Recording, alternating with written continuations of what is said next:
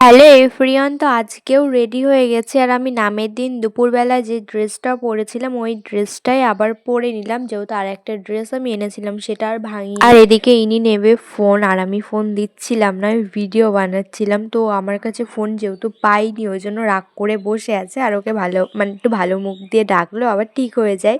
তো দেখো এখানে আবার ঠিক হয়ে গেছে ও।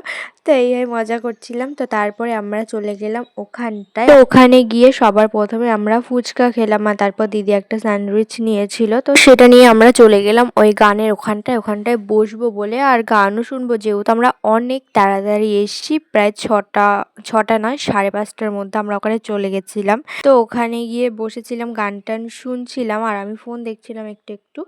তো যাই হোক, এখানে গান হওয়ার পর এখানে হচ্ছিল আরতি, তো তার জন্য সবাই উঠে দাঁড়িয়েছিল।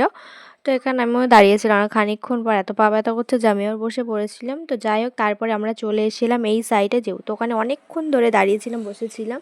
তো এই ধারে এসে আইসক্রিম এটা ওটা খাচ্ছিলাম টুকটাক।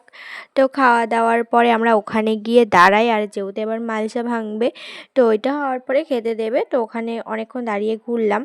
তো তারপরে মালসা টালসা সব কিছু ভাঙা টাঙা হয়ে গেলে আমরা ওখানটায় খেতে বসি আর খেয়ে দিয়ে বাড়িতে চলে আসি। তো মহোৎসবের ব্লগটা এই অবধি, তো বাই।